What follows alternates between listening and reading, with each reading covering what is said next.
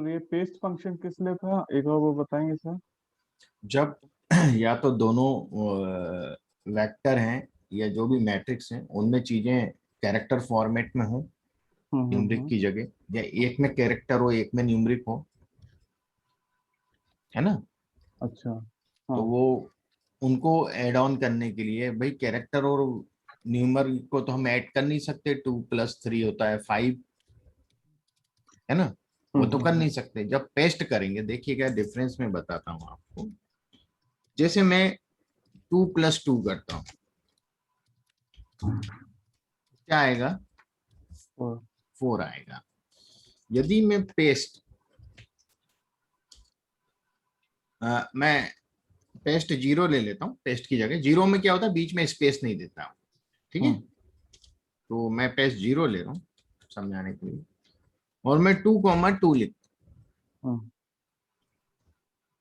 तो ये 22 बनाएगा, ओके, कंकैटिनेट करेगा। कॉन्केटनेट करेगा। और इसको कैरेक्टर फॉर्मेट में दे दिया इसने, कोर्स लग गए ना उसमें, हाँ हाँ। ठीक है? ये डिफरेंस है दोनों में। तो पेस्ट में हमको तो पहले दोनों अपने सी एंड डी वेरिएबल्स डाल, सी एंड डी अपने हाँ, जो वैल्यूज डालने हैं उसके सेपरेटर फंक्शन यूज करना है। सेपरेटर करना है तो करिए, हम्म। नहीं करेंगे तो स्पेस दे देगा वो। और अच्छा। पेस्ट 0 में स्पेस नहीं देता हम्म। है ना। तो कभी भी हमको ट्रिम या कंकैटिनेट करना है तो है, पेस्ट यूज करना हाँ। चल एक बार थोड़ा सा ऊपर करेगा। हम्म, सी मेरे को देखना है, एक बार सी। सी वाला ये दिया है। हाँ ये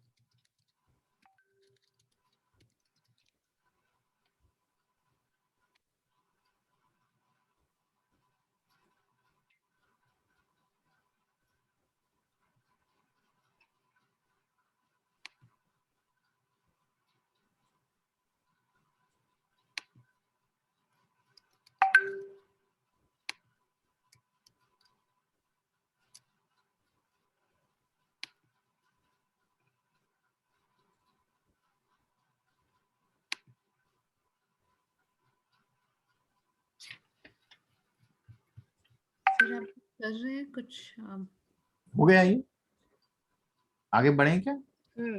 अच्छा ओके हाँ।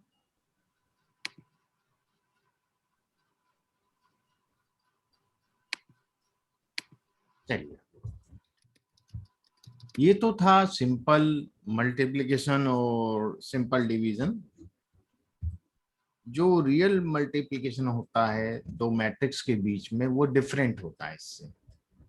और रियल डिवीजन जो होता है वो भी डिफरेंट होता है, वो मल्टीप्लिकेशन के फॉर्मेट में ही होता है डिवीजन भी। वो मैं बताता हूँ आपको, ठीक है।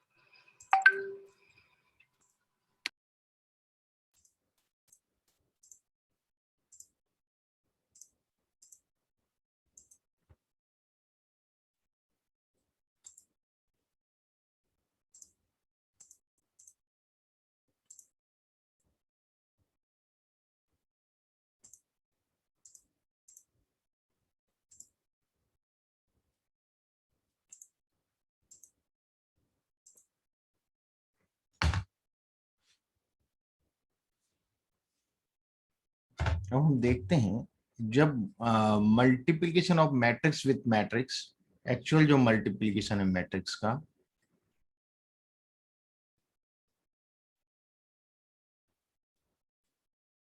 वो कैसे होता है। यदि आपका कोई ए मैट्रिक्स है, मान लीजिए वो 2/3 का है,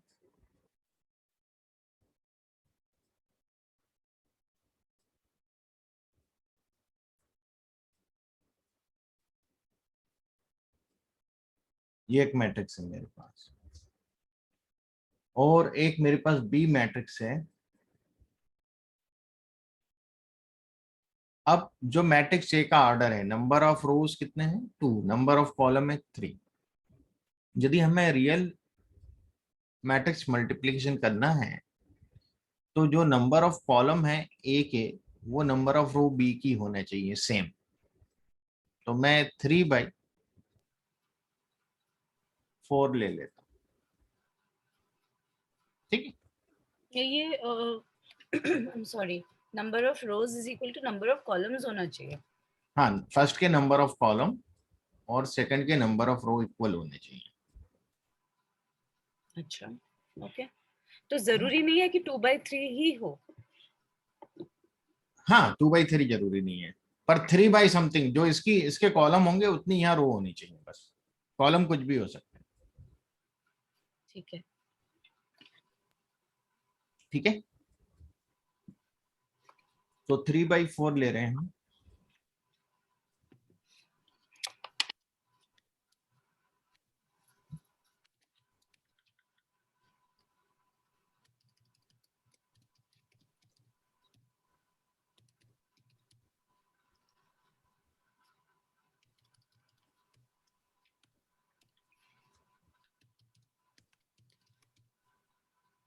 व्हाट इट तो भाई, सर 3 रो हो गई, 4 कॉलम हो गए। सर तो बोलने का मतलब लाइक अभी हमारे पास ए 2/3 है जो कि हाँ। 2.3 कॉलम है। हम्म। उसका आपका कॉलम बी जो हाँ, वो 4 हैं। उसके साथ उसके रो के साथ मैच करना है हरदम। हाँ, फर्स्ट के कॉलम दूसरे की रो के साथ मैच होने चाहिए। ठीक। जब हम ए इंटू बी बनाएंगे, जिसको हम ए बी मैट्रिक्स भी बोलते हैं, ए इंटू बी, ये बनेगा 2/4 का। क्या बनेगा ये? 2/4। 2/4। Is it clear? हम्म। अब देखिए कैसे बनता है, अपन इसको समझते हैं। ये फर्स्ट एलिमेंट, जो फर्स्ट रो है ना, ये पूरे 159, वो इधर मल्टीप्लाई होंगे। Is it clear? Row will get converted into column. हाँ, तो 1 इंटू 1, पहला पहले से, देन प्लस दूसरा दूसरे से, और तीसरा एलिमेंट तीसरे से। What it? यही कारण है कि इसके नंबर ऑफ कॉलम इसके नंबर ऑफ रो के इक्वल होने चाहिए, नहीं तो ये एक जैसे नहीं होंगे एलिमेंट। तो कहाँ से, यदि यहाँ 4 हुए और यहाँ 3 है, तो वो चौथा कहाँ मल्टीप्लाई होने जाएगा? Is it clear? अभी तक तो क्लियर है सर। अब इस फर्स्ट रो को सेकंड कॉलम से मल्टीप्लाई करेंगे, ठीक है। मैं नंबर चेंज करता हूँ और कलर चेंज कर देता हूँ। 1 into 5 plus 5 into 7 plus 9 into 9। समझ में आया आपको? भाई 1 इंटू 5, पहला एलिमेंट पहले एलिमेंट से, दूसरा एलिमेंट दूसरे एलिमेंट से, और तीसरा एलिमेंट तीसरे एलिमेंट से। समझ में आ गया? अब हम लेते हैं first row third column. Okay, 1 into 2 plus 5 into 1 plus 9 into 4। What it? ये 1 का 2 से, 5 का 1 से, और 9 का 4 से। समझ में आ गया? अब हम next 1 into 0 plus 5 into 6 plus 9 into 2। What it? भाई ये फर्स्ट का फर्स्ट से, सेकंड का सेकंड एलिमेंट से, और थर्ड का थर्ड एलिमेंट से। यहाँ तक समझ में आ गया? है ना।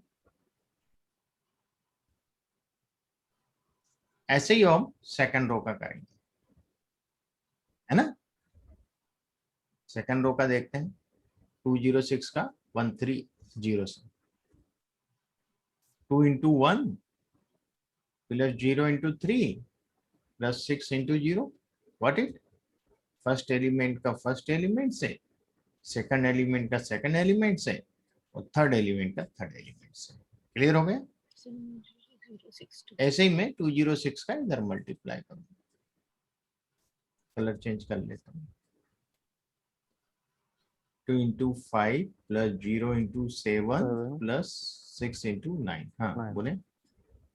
नहीं मैं आपका रिपीट कर रहा था।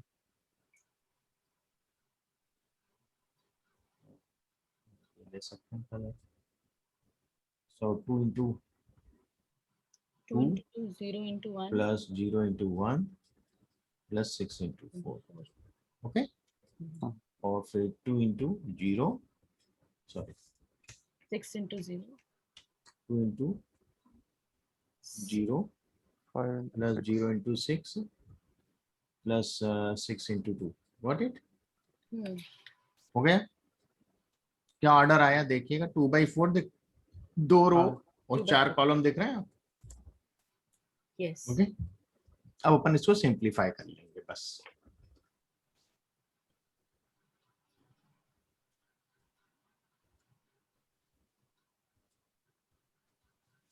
तो 1 1 जा 1, 5 3 जा 15, 0, है ना। 60 हाँ 5 35 81, 2 5 36, 0 30 18, 2 0 0 10 0 54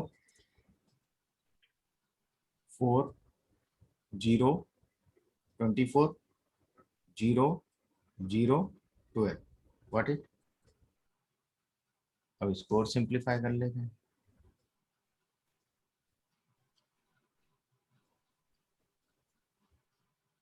16 40 और 81 121, 36 38 और 343, 48 2 64 28 12। Does that make sense to you now? Hmm. आगे प्रोसेस समझ लो। Yes sir. See, हमको नोट करने की जरूरत तो नहीं है ना? नहीं ये तो रिकॉर्डिंग मिलेगा ना आपको। ये तो मैंने समझाने के लिए, अपन तो आर पे करेंगे तो ये सब थोड़ी करना है हमें। आर पे तो हम कमांड दे देंगे रियल मल्टीप्लिकेशन वाला, और ये मल्टीप्लाई करके दे देगा हमें, क्या फ्रैक्शन ऑफ सेकंड। ये तो मैं नहीं बताता तो आपको समझ में कैसे आएगा वो आउटपुट ऐसा कैसे आया, है ना, क्यों रो कॉलम चेंज हो गए। ठीक है, मतलब इसमें जो भी 2 मैट्रिसेस हैं उसमें कॉलम एंड रो सेम होना चाहिए, बाकी चेंज। हाँ फर्स्ट के कॉलम सेकंड की रो के बराबर होना चाहिए। अपन ए इंटू बी तो कर सकते हैं इसमें, पर इसका बी इंटू ए कर सकते हैं क्या अपन। तो आप बी पहले लिखेंगे तो बी का 3/4 है, और ए बाद में लिखेंगे ए का 2/3 है, तो क्या ये दोनों इक्वल हैं। अच्छा तो ये मल्टीप्लाई। बी ए हो ही नहीं सकता, पॉसिबल ही नहीं है। Okay. Does that make sense to you. मतलब हमको देख के डिसाइड करना है इस मैट्रिक्स को कर पाएंगे कि नहीं कर पाएंगे। हाँ कई बार क्या होता है ए 2/3 है और बी जो है 3/2 है, तो यहाँ दोनों चीजें पॉसिबल है, ए इंटू बी भी बन जाएगा और बी इंटू ए भी बन जाएगा, पर उनके ऑर्डर अलग होंगे। अब इसमें यदि मैं इधर नीचे बताता हूँ आपको, देखिएगा ए आपका 2/3 है और बी आपका 3/2 है, तो यदि ए बी बना रहा हूं तो वो 2/2 बनेगा, है ना, और बी ए बनाऊंगा तो वो क्या होगा, बी को पहले लिखूंगा और ए को बाद में लिखूंगा, तो ये दोनों तो कैंसिल हो गए, 3/3 बनेगा। व्हाट इट, समझ गए। इसका ऑर्डर 2/2 है, इसका ऑर्डर 3/3। What it. एक और बताइए सर। देखिए जब ए इंटू बी का मल्टीप्लाई कर रहा हूं तो फर्स्ट के कॉलम सेकंड के रो के इक्वल होने चाहिए। हाँ। तो फाइनल आउटपुट मिलेगा मुझे 2/2 मिल रहा है। ये फर्स्ट के रो और सेकंड के कॉलम के बराबर आउटपुट मिलेगा, जो नया मैट्रिक्स मिलेगा। Got it? नहीं है? कैंसिल कैंसिल क्यों किया आपने? मतलब थ्री को उसका कॉलम है उसका रो है, आपने कैंसिल क्यों किया उसको? कैंसिल नहीं किया। जब आप मल्टीप्लाई करने जाते हैं, करस्पॉन्डिंग लेते हैं, यहां देखिएगा आप, इसके रो और इसके कॉलम मिल रहे हैं। आप फर्स्ट की रो ले रहे हैं और सेकंड के कॉलम ले रहे हैं कि नहीं ले रहे हैं हम राइट। ऑपरेशन में? तो फर्स्ट की रो 2 और सेकंड के कॉलम 4, तो हमें रो 2 मिलेंगी और कॉलम 4 मिलेंगी। Is it clear? आप रो को किससे मल्टीप्लाई कर रहे हैं? कॉलम से कर रहे हैं, जो कॉरस्पॉन्डिंग। आउटपुट मिलेगा आपका रो, फर्स्ट का रो एंड सेकंड का कॉलम। सेकंड का कॉलम होगा। अब समझ में आया? हाँ ठीक है सर। और इनपुट आपका कॉलम एंड रो सेम होना चाहिए दोनों हाँ, का। दोनों का। मतलब फर्स्ट का कॉलम दूसरे की रो के इक्वल होना चाहिए, ये ध्यान रखना है। ठीक है सर, अब समझ में आ गया। अब क्या होगा, मैं बी पहले लिखूंगा, ए बाद में लिखूंगा। तो इसके नंबर ऑफ कॉलम और इसकी नंबर ऑफ रो इक्वल हो गए, तो अब हमें 3/3 का मिलेगा। ठीक है? तो मैट्रिक्स में A B is not equal to B A, जबकि मैथ्स में 5 × 2 is equal to 2 × 5। Commutative law apply होता है, इसको बोलते हैं कम्यूटेटिव लॉ। होता है, ये भी 10 देगा, ये भी 10 देगा। What it? Yes sir. पर जो रियल मैट्रिक्स मल्टीप्लिकेशन है वो कम्यूटेटिव लॉ अप्लाई नहीं होता है। सूडो मल्टीप्लिकेशन में हो जाएगा, जो अपन ने कल देखे थे, अभी आज सुबह ही किया था मल्टीप्लिकेशन अपन ने। उसमें आप ए को बी से करो, बी को ए से करो। Is it clear? तो कोई फर्क नहीं पड़ना। जो अपन ने आर में किया था, ए एस्ट्रिक बी और बी एस्ट्रिक ए, एक ही बात। Does it make sense to you? Sir commutative law maths में है ना सर? ए बी हाँ, इज मैथ्स इक्वल में। To B A. हाँ,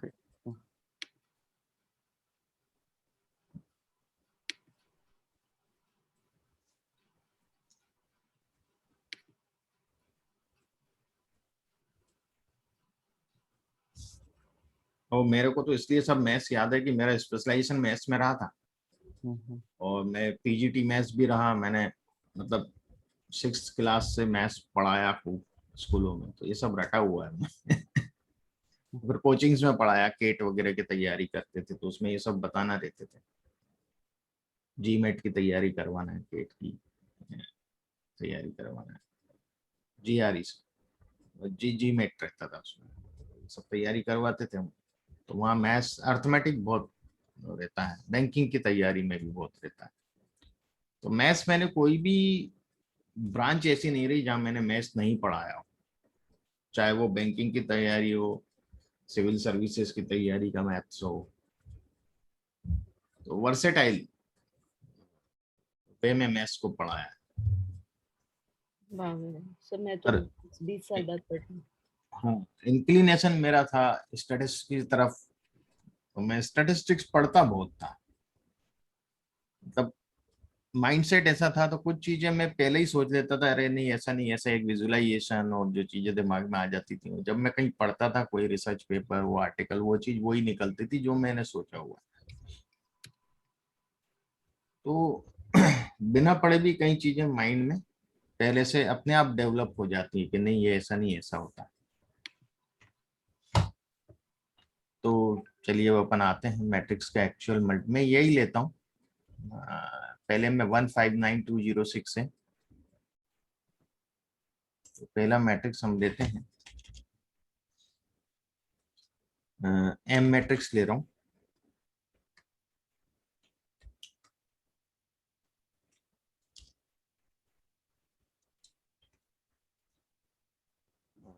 अपन इसको देख लें 125096।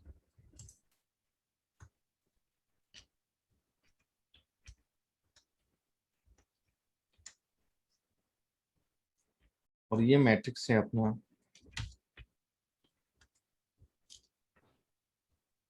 2/3 का।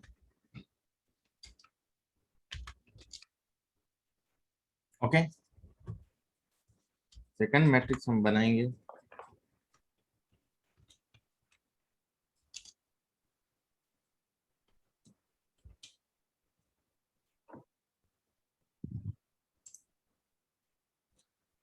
130579।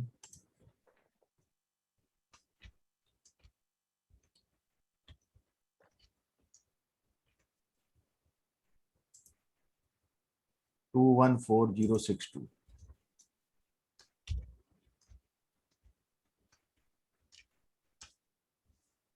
और ये हमारा बनेगा 3/4 एन रो होगी 3।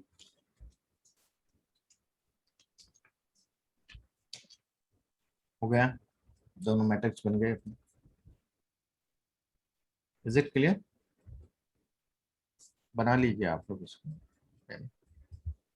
जब हो जाए तो बता दीजिए, फिर अपन ऑपरेशन देखें।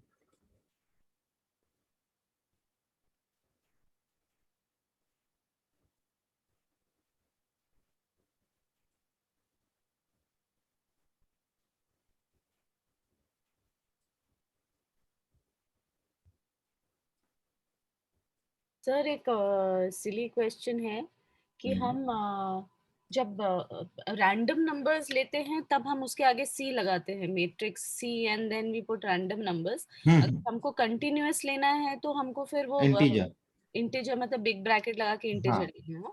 हाँ। ओके, तभी भी हम सी वाला कर सकते हैं। सपोज वी नीड 1 2 3 4 5 6 तो हम तब तभी भी कर सकते हैं, तब भी कर कर सकते हैं। दैट्स अ तब भी शॉर्ट कर वे ऑफ डूइंग इट। ठीक है, ये आपने रन कर दिया क्या ऑलरेडी एमएनएन? एम और एन तो कर दिए रन। ओके, ये बन गया ना, नीचे प्रिंट हो गया, देखिएगा दोनों।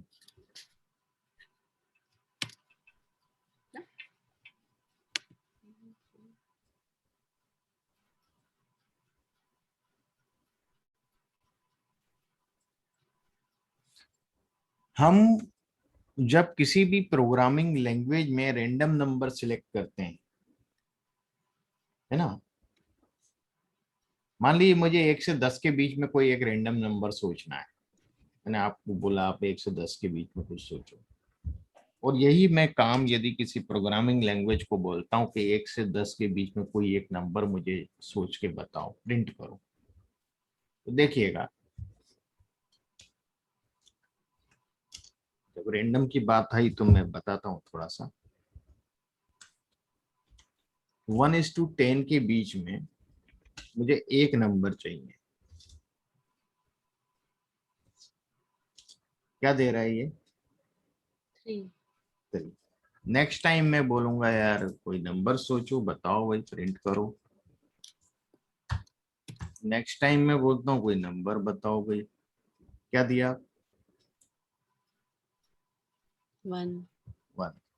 फिर मैं बोलता हूँ कोई नंबर दो भाई, अच्छा, रैंडम दे रहा है 1 से 10 के बीच में। क्लियर? ओके, तो ये सैंपल फंक्शन है। हाँ, सैंपल जो फंक्शन है रैंडम देता है। जब ये अपन आगे पढ़ेंगे, इसके बाद यही सब सिंटेक्स पढ़ने हैं। प्रोग्रामिंग लैंग्वेज में ये जो रैंडम नंबर निकाल रहा है ना, कैसे निकाल रहा है बताऊं आपको। ये जो टाइम होता है ना कंप्यूटर में, देख रहे हैं आप, टाइम चलता है, ये टाइम को एल्गोरिथम में यूज करता है, समझ रहे हैं। कल यदि सेम टाइम पे सेम माइक्रो सेकंड में आप इसी फंक्शन को चलाएंगे कल की डेट में, तो ये सेम आउटपुट देगा। So can you repeat that? Does that make sense to you? नहीं, हैं? नहीं सर। ये टाइम के हिसाब से एल्गोरिथम सेट है इसको ये नंबर पटकने की। जो टाइम चलता है ना अपने कंप्यूटर में, वो भी माइक्रो सेकंड।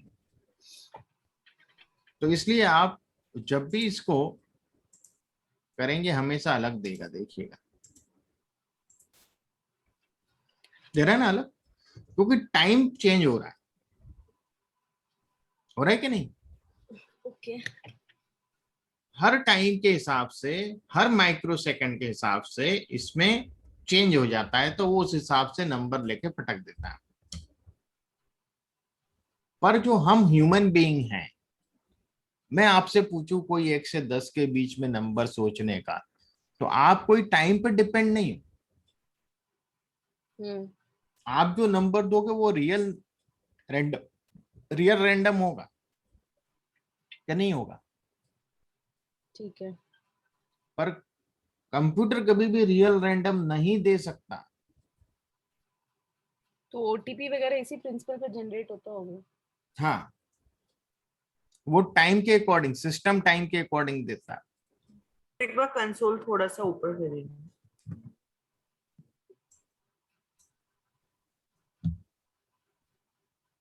और करूं? ओके। समझ में आया आपको? कोई भी प्रोग्रामिंग लैंग्वेज वर्ल्ड की कभी भी रियल रैंडम नहीं दे सकती, और यही आर्टिफिशियल इंटेलिजेंस मात खा जाता है जाके। मनुष्य की सोच और मशीन की सोच में यही अंतर आ जाता है। समझ गए आप बात? सर एक बार ये जो एन है वो कैसे, मतलब एक बार वो रन पे एन को रन कैसे करना है? एन लिख के एंटर कर दीजिए ना, कंट्रोल एंटर। पहले तो इसको रन करिए, तो ये ग्लोबल एनवायरनमेंट में देखना चाहिए आपको। फिर आप एन को रन कर दीजिए, एन पे कर्सर रखें, कंट्रोल एंटर। आ गया आ गया ना? सर ग्लोबल एनवायरनमेंट में कैसे दिखता है? ये यहाँ आ गया ना मैडम, ये इधर राइट में दिख रहा है मेरा कर्सर। हाँ आपका दिख रहा है, मेरा तो नहीं आया। कैसे किया आपने तो ये? आपने रन ही नहीं किया होगा ना, या तो आप देखिए ग्लोबल एनवायरनमेंट का विंडो बड़ा करके देखिए कहीं नहीं ऊपर नहीं, मेरा नीचे। नहीं आया सर। तो ये उसको global control environment. Enter, control enter करिए ना आप स्क्रिप्ट में, जैसे ये लिखा है ना। हाँ। जैसे मैं इसको डिलीट कर दिया सब, ठीक है। हम्म अब मैंने कर्सर रखा कहीं भी हम्म उस लाइन पे जिसको रन करना है, और कंट्रोल देन एंटर। आगे global environment. Control and enter, ये तो मैं कब से कर रही हूँ। नहीं मेरा नहीं आ रहा है सर। कंट्रोल दबा के रखिएगा, फिर एंटर करिए। नहीं नहीं, बिल्कुल नहीं आ रहा है मेरा तो। है मेरा ग्लोबल एनवायरनमेंट में नहीं आ रहा है। वो पूरा का पूरा स्क्रिप्ट पहुंच रहा है वहां पे।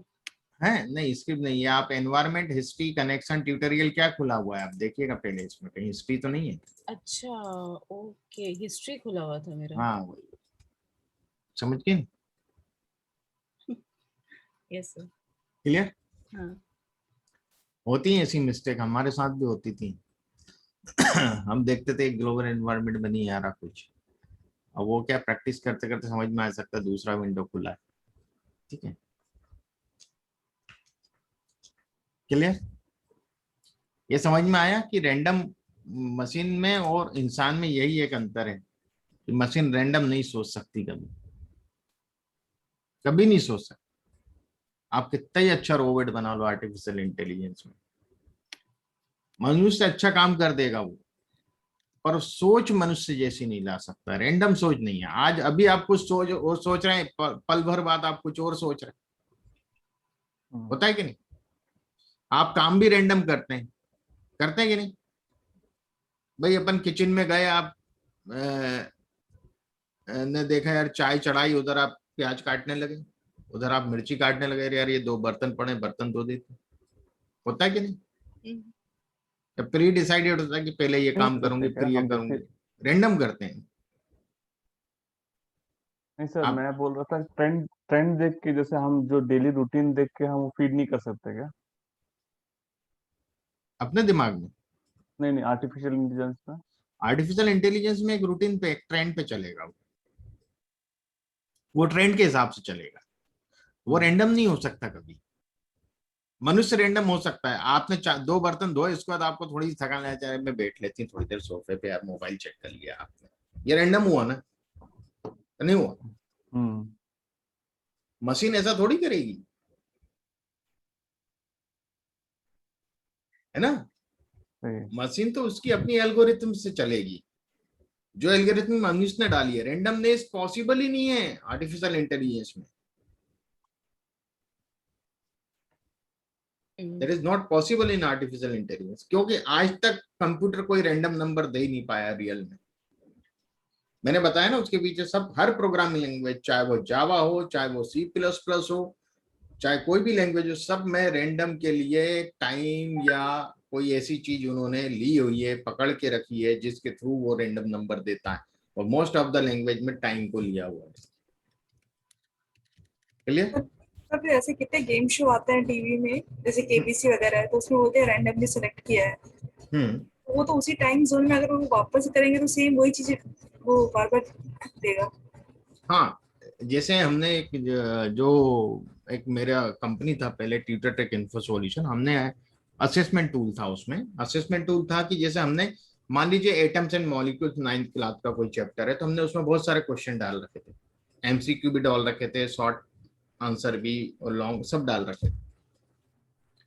अब किसी टीचर को कोई क्वेश्चन पेपर बनाना है, तो खाली जाएगी, सिलेक्ट करेगी, मुझे ऑब्जेक्टिव टाइप क्वेश्चन इतने चाहिए, शॉर्ट आंसर क्वेश्चन इतने चाहिए, उसको खाली वो डालना है उस टॉपिक में से।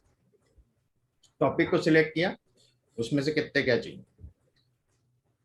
वो एल्गोरिथम हमारी क्या करती थी, उतने उतने हमने 100 क्वेश्चन डाले, अब उसको 5 क्वेश्चन चाहिए मल्टीपल चॉइस, 3 क्वेश्चन चाहिए शॉर्ट आंसर, तो ऑटोमेटिकली रैंडमली उसमें से क्वेश्चन सिलेक्ट करके question paper friction of second में जनरेट करके दे देता था। जस्ट मोमेंट, जरा दूध वाला आया, ले लेता हूँ।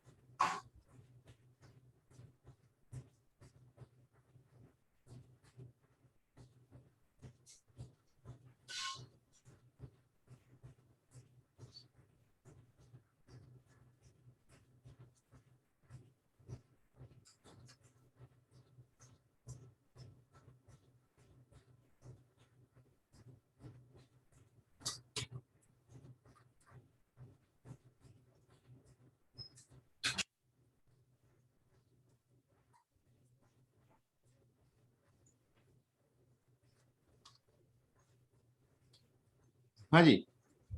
सर आपके दूध वाले के साथ हम लोग घड़ी मिला सकते हैं, एकदम टाइम पे आता है वो।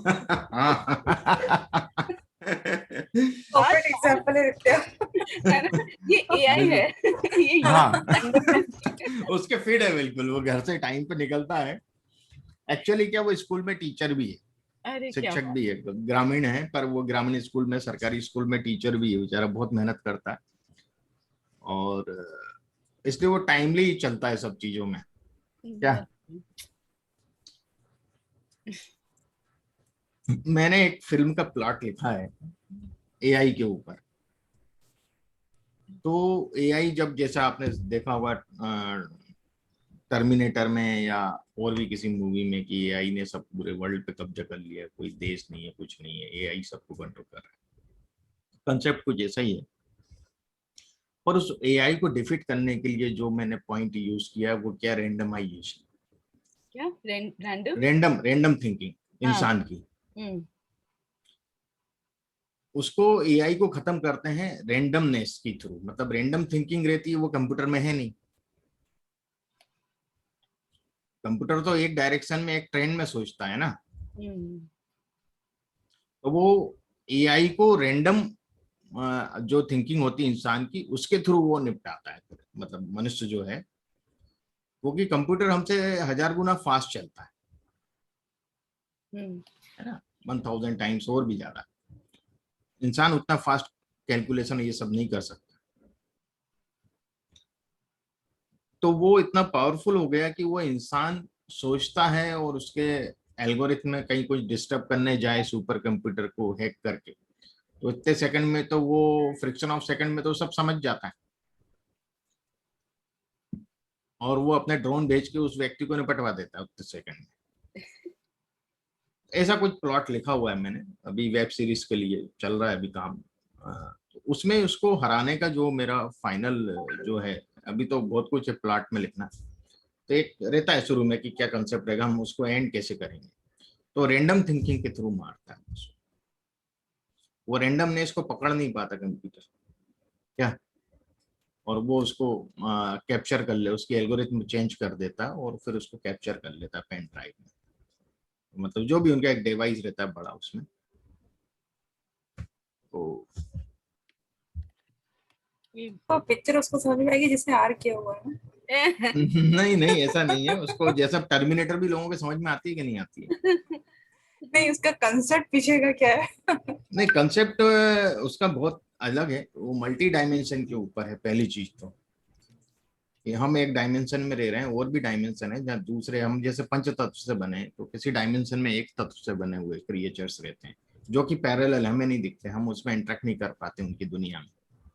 वो भी पृथ्वी पे ही हैं, वो भी सभी जगह हैं, है ना। ऐसे दो चीजों से बने हुए लोग भी, दो तत्व से बने हुए लोग हैं, कोई तीन तत्व से बने हुए लोग हैं, तो अलग अलग परमुटेशन कॉम्बिनेशन हैं जिससे अलग अलग डायमेंशन में, और हर डायमेंशन का टाइम फ्रेम अलग है। इंडिया का एक टाइम जो है हमारे बायोलॉजिकल जो पंच तत्व से हम फील करते हैं, वो टाइम की स्पीड हमें दिखती है ना। लोग ड्रग्स क्यों लेते हैं, समझ रहे हो आप, ड्रग्स के कारण है कि वो टाइम को स्लो कर देता है। बायोलॉजिकल जो आपको टाइम को फील करने की वो होती है ना, उसको स्लो कर देता है। जब स्लो कर देता है तो आपको एक अलग ही आनंद होता है, जो ध्यान वाली स्टेज है ना, आप वहां पहुंच जाते हैं, इसलिए लोग ड्रग्स लेते हैं, है ना। वो शांत कर देता है दिमाग को, मतलब आप विचार शून्य हो जाते हो। और ध्यान का मतलब ही वही है कि जब आप विचार शून्य हो गए, आपके दिमाग में कोई विचार नहीं है, तो आप ध्यान को प्राप्त हो गए। और वहीं विचार शून्य होना ही सबसे बड़ी बात।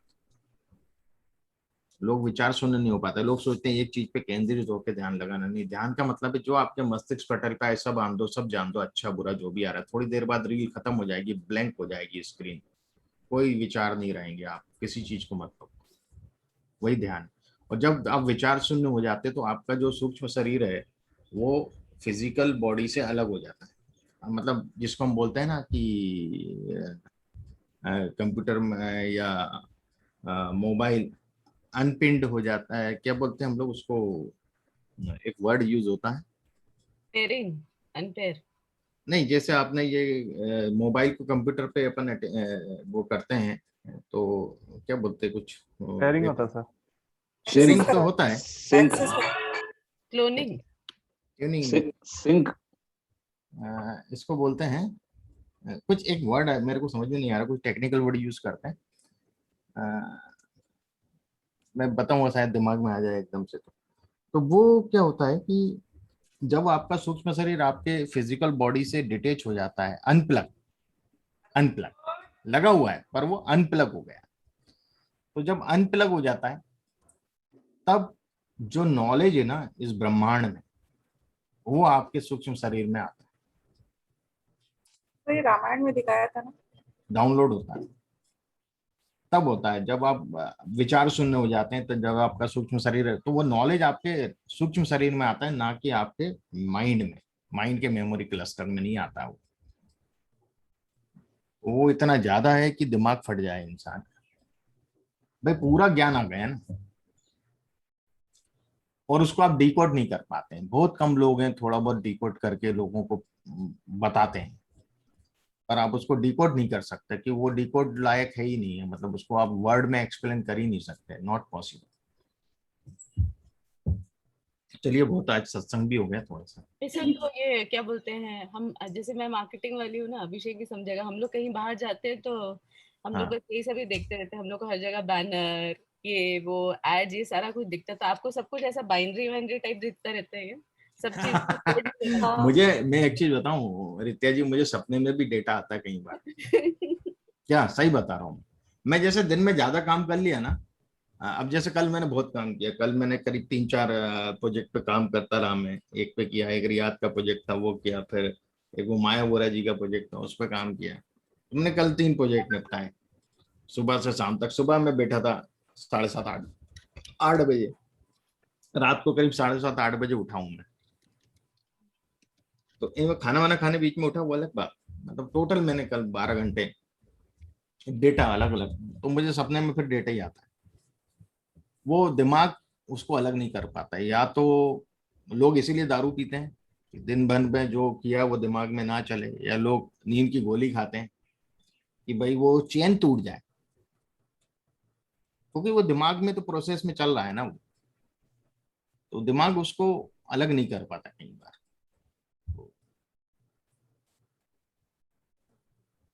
तो वो सपने में भी डेटा ही आता है, यही होता है, ऐसा होता है, एग्री। है ना। तो वही आप लोगों के साथ भी होता है, मार्केटिंग वालों के साथ कुछ सॉल्यूशन, तो हमें सपने में बहुत अच्छे सॉल्यूशन मिलते हैं कई चीजों के। हाँ सर, देखिए कई बार रियल लाइफ से मैच नहीं करते हैं सर। नहीं, मैं देखा हूँ, मेरे को कई बार मैं उलझ जाता हूँ किसी एल्गोरिथम में या कहीं पे, तो मुझे सपने में उसका सॉल्यूशन मिल जाता है, दूसरे दिन में वो उसको लगाता हूँ, अप्लाई करता हूँ, हो जाता है काम।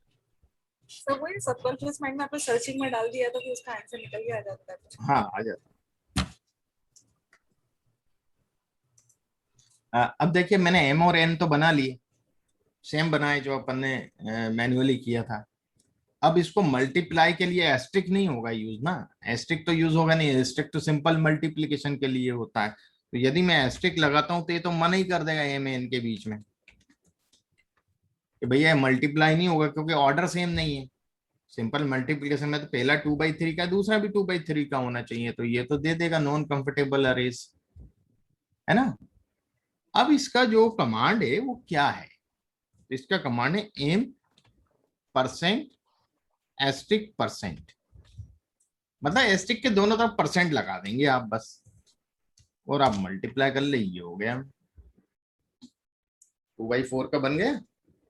तो हम m इंटू n नहीं कर सकते? नहीं, वो तो सेम ऑर्डर चाहिए उसमें। अच्छा, तो अभी ओके। ये एक्चुअल मल्टीप्लिकेशन जो होता है, मैट्रिक्स टू मैट्रिक्स मल्टीप्लिकेशन है, वो ऐसे होगा M percent asterisk percent N. What तो is same rule applies for addition and subtraction? नहीं, इसमें एडिशन सब्ट्रैक्शन ये वाला थोड़ी होगा, इसमें खाली मल्टीप्लिकेशन के लिए ये asterisk percent asterisk, asterisk and asterisk नहीं होता है कभी ठीक ना। तो एडिशन सब्ट्रैक्शन तो उसी रूल से चलेंगे, सेम ऑर्डर वाले में। हाँ हाँ। ये ये तो सेम ऑर्डर में चले। अच्छा बाबर, ये सर ये सब कितना सारा कुछ याद करना पड़ेगा? नहीं, ये नहीं करना है, याद नहीं करना है, ये अपन मैट्रिक्स यूज भी नहीं करते हैं कहीं। अब वो क्या है कि डेटा टाइप है तो समझाना रहता है। अब सबसे इसमें ज्यादा तो आप में से जो लोग मैथ्स वाले होंगे वो याद रखें, बाकी इनकी कभी जरूरत नहीं पड़ी डेटा एनालिटिक्स में। तो सबसे ज्यादा क्या यूज होता है जो हम data frame, data frame, data frame, vector, ये ज्यादा ही होता है। लिस्ट हम लोग कभी यूज नहीं करते अपनी तरफ से। हाँ, आउटपुट कई बार हमें लिस्ट फॉर्मेट में मिलता है किसी फंक्शन से, ओके। समझ रहे हैं। तो लिस्ट हम लोग खुद नहीं कहीं भी यूज, लिस्ट हम लोग एक ही जगह यूज कर रहे हैं जहां अपन ने डायमेंशन नेम लिखा था, वहां लिस्ट की यूज किया था ना डायमेंशन नेम में, बस Right. ऐसा कुछ एक जगह यूज होता है। जहां मल्टीपल वेक्टर यूज करना हो एक साथ, वो लिस्ट के फॉर्मेट में कर लेते हैं, ठीक है।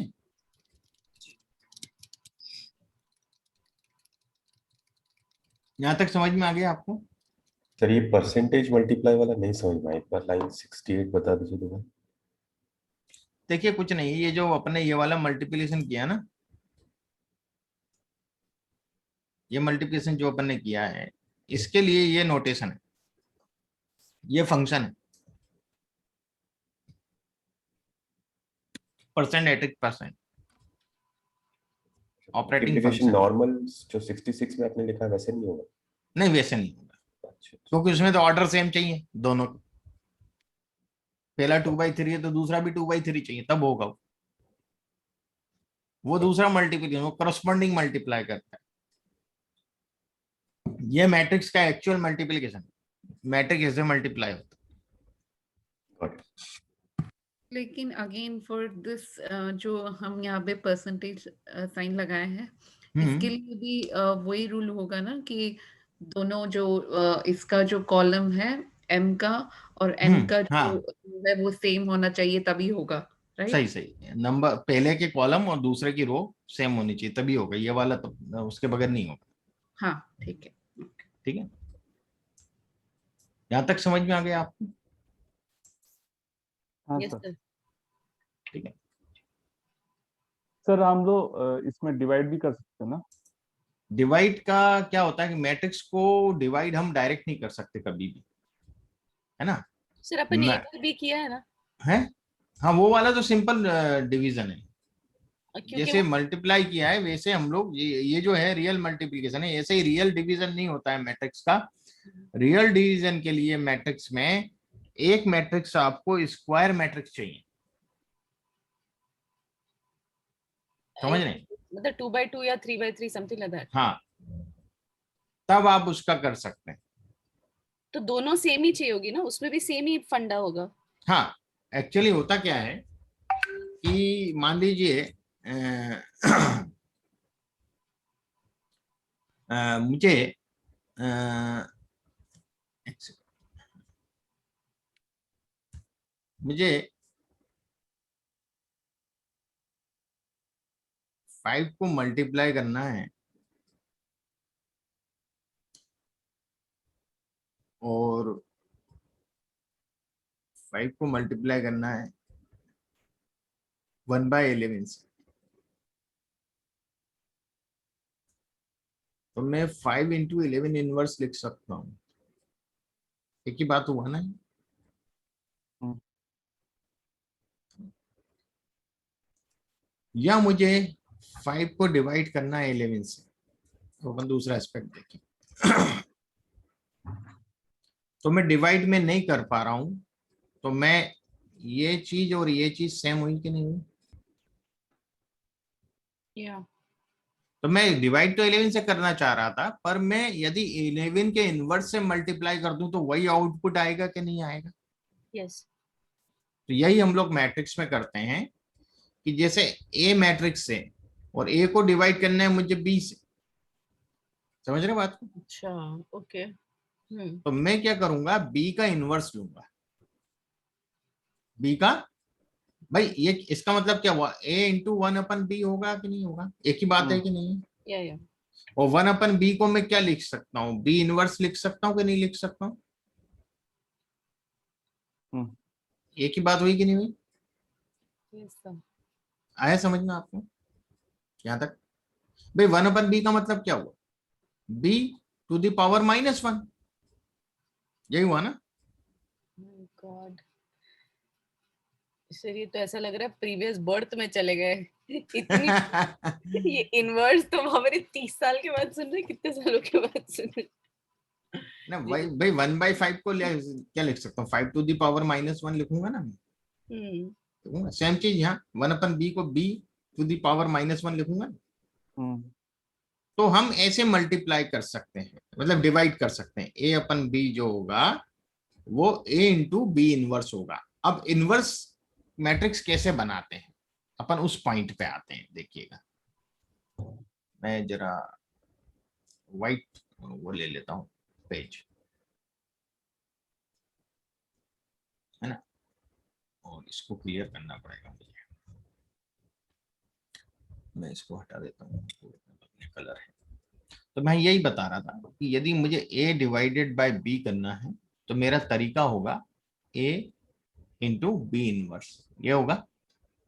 ठीक है, यहां तक समझ में आ गया? अब जो b इनवर्स है वो कैसे बनाएंगे हम b से? मान लीजिए मैं किसी संख्या को 5 को उसके इनवर्स से मल्टीप्लाई करूं, तो क्या मतलब हुआ, 5 इंटू 1/5 क्या आएगा, हमेशा मेरे पास 1 आएगा आउटपुट, तो नहीं आएगा? किसी भी नंबर को उसके इनवर्स से मल्टीप्लाई करूंगा तो 1 आएगा, या किसी भी नंबर को उसके रेसिप्रोकल से मल्टीप्लाई करूंगा तो 1 आएगा कि नहीं आएगा? Yes sir. आएगा ना? ऐसा ही किसी मैट्रिक्स को उसके इनवर्स से मल्टीप्लाई करूं, जैसे बी है, बी को बी के इनवर्स से मल्टीप्लाई करूंगा तो एक आइडेंटिटी मैट्रिक्स आता है। वो आइडेंटिटी मैट्रिक्स होता है। मैं यहाँ 2x2 का एक 3x3 का आइडेंटिटी मैट्रिक्स बताता हूँ कि 1 0 0 0 1 0 0 0 1। ये डायगोनल जो है, ये डायगोनल हमेशा 1 1 1 आएगा यहाँ, बाकी एलिमेंट सब जीरो होंगे। इसको बोलते हैं identity matrix. Got it? I have a question here. So यहाँ पे जो okay, so rows and columns same रहेंगे. हाँ, ये सेम है, स्क्वायर मैट्रिक्स होगा हमेशा। Okay, ठीक है. तो इसलिए हम डिवीजन जब भी कर सकते हैं, जिससे डिवाइड कर रहे हैं वो हमेशा स्क्वायर मैट्रिक्स चाहिए। क्लियर? तो मान लो बी मेरा 3x3 है, तो बी इनवर्स भी 3x3 होगा वो तो, है ना। और ए मेरा क्या होना चाहिए, ए में नंबर ऑफ कॉलम कितने होने चाहिए, तब ये इसको मल्टीप्लाई करेगा। कितने होने चाहिए हैं? Yes sir. 3 number of column 3 होना चाहिए, और रो कुछ भी हो सकती है, तो मैं आर लिख रहा हूँ। रो 1 भी हो सकती, 2 भी हो सकती, 3 भी हो सकती, 4 भी हो सकती। Okay, is it clear? तो पर बी जो है वो मेरा हमेशा स्क्वायर मैट्रिक्स रहेगा, जिसको मैं इन्वर्स करूंगा। इन्वर्स उसी का निकाल सकता हूं जो square matrix 2x2 3x3 4x4। तो मैं उसी मैट्रिक्स से डिवाइड कर सकता हूं। यदि स्क्वायर मैट्रिक्स डिनोमिनेटर में नहीं होगा तो मैं डिवाइड नहीं कर सकता किसी भी matrix. Does it make sense to you? Point clear हुआ? मतलब ऊपर का कुछ भी हो सकता है ऑर्डर, नीचे स्क्वायर मैट्रिक्स सबसे पहले चेक करूंगा कि नीचे स्क्वायर मैट्रिक्स है कि नहीं, जिससे मुझे डिवाइड करना है वो स्क्वायर है कि नहीं। यदि वो स्क्वायर है फिर मैं सोचूंगा, फिर मैं दूसरी चीज पे जाऊंगा। यदि ये मेरा 2x2 है तो ऊपर के नंबर ऑफ कॉलम 2 है कि नहीं है। Is it clear? तब तो वो इनवर्स मल्टीप्लाई होगा उससे। इज इट आई ना बात समझ में? Yeah. ये दो कंडीशन जब फुलफिल होंगी तभी मैं उसको फाइनल कर सकता हूं। Got it? सर मल्टीप्लिकेशन और डिवीजन का कॉन्सेप्ट तो सेम ही है, मतलब फिर वो होना चाहिए ना, रो कॉलम बराबर होने चाहिए, बराबर है? नहीं, वो तो सिंपल डिवीजन था जो अपन पहले देखे थे, ए ऑब्लिक बी। हाँ, मतलब कि उनके इसमें भी फॉर एग्जांपल हमारे रो एंड कॉलम सेम होने चाहिए ना। नहीं नहीं, इसमें मैं कैसे मैं डिवाइड कैसे कर रहा हूँ इसको, मल्टीप्लिकेशन के मैंने बी का इनवर्स लेके मल्टीप्लाई कर रहा हूँ ना। करेक्ट। और इनवर्स हम उसी मैट्रिक्स का ले सकते हैं, स्क्वायर मैट्रिक्स के अलावा हम किसी मैट्रिक्स का इनवर्स नहीं ले सकते। ठीक है, तो दोनों को स्क्वायर होना जरूरी है? नहीं नहीं, बी जिससे डिवाइड कर रहा हूँ उसको स्क्वायर होना जरूरी। अच्छा, ए का कुछ भी हो सकता है? ए का कुछ भी, पर ए के कॉलम इसके रो के बराबर होनी चाहिए, ठीक, क्योंकि ये तो 3x3 है, रो कॉलम के बराबर ये होना चाहिए। Is it clear? या इसके कॉलम इसकी रो के बराबर, बाकी इसकी रो कुछ भी हो उससे कोई दिक्कत नहीं होती। क्लियर? तो जो बनाएगा r/3 का बनाएगा। जी मान लो ये 2/3 है, तो हमारा फाइनल बनेगा 2/3 का। Does it make sense to you? है? तो मैं आपको एक करके बताता हूँ, अपन ज्यादा डिटेल में नहीं जाएंगे, मैट्रिक्स वैट्रिक्स मैनुअल कैसे किया जाता है। हाँ सर, इसको ऐसा रूल समझ के भी कर लो तो ठीक है। हाँ, बस मैंने आपको नियम बता दिया कैसे करते हैं। तो मैं एक मैट्रिक्स लेता हूँ ए, दोबारा से। वो ए जो मैट्रिक्स है वो 2/3 का ले रहा हूँ।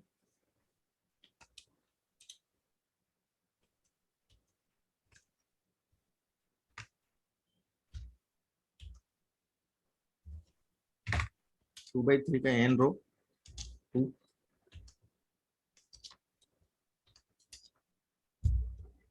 और एक 3/3 का मैट्रिक्स ले रहा हूँ बी,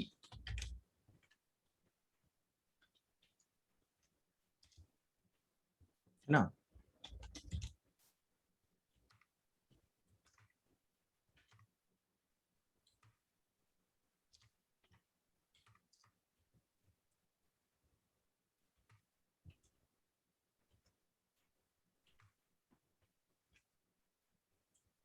1 2 3 4 5 6 7 8 9 3/3 में 9 एलिमेंट होंगे।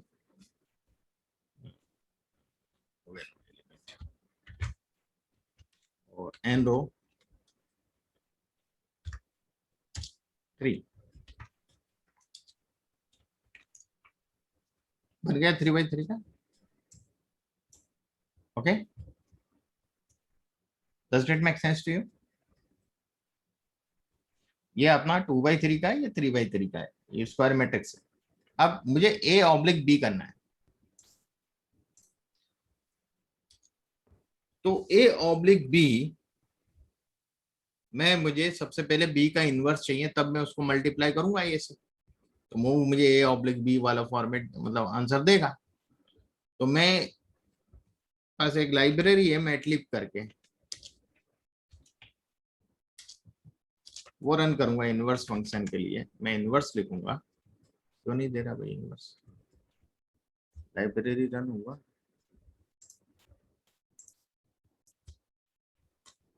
इनवर्स बी, और इसको मैं नाम दे देता हूं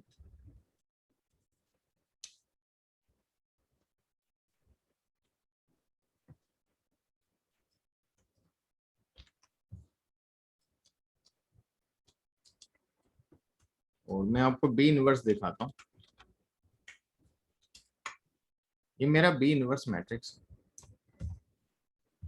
है, उस मैट्रिक्स का बी का इनवर्स है। अब ये सही है कि नहीं है इनवर्स, देखते हैं हम। और हमें मालूम है कि किसी भी नंबर को उसके इनवर्स से मल्टीप्लाई करोगे तो क्या आएगा, क्या आता है बताइए? 1 आएगा। तो यदि मैं b को b इनवर्स से मल्टीप्लाई करूं तो क्या आना चाहिए? आइडेंटिटी मैट्रिक्स आना चाहिए कि नहीं? अच्छा, तो अब आप मल्टीप्लाई करके चेक करेंगे उसको? चेक कर रहे हैं अपन अभी। Is it clear? है ना? तो देखते हैं अपन करके, खाली चेकिंग कर रहे हैं अभी अपन। तो अपन को तो a डिवाइड b करना है, पर मैं चेक करके बता रहा हूँ। a percent asterisk percent b inverse, sorry b and b inverse, ये थोड़ी करना है, तो हम इससे चेक कर रहे हैं ना अभी। इनवर्स के लिए आईएन भी लिखा है आपने?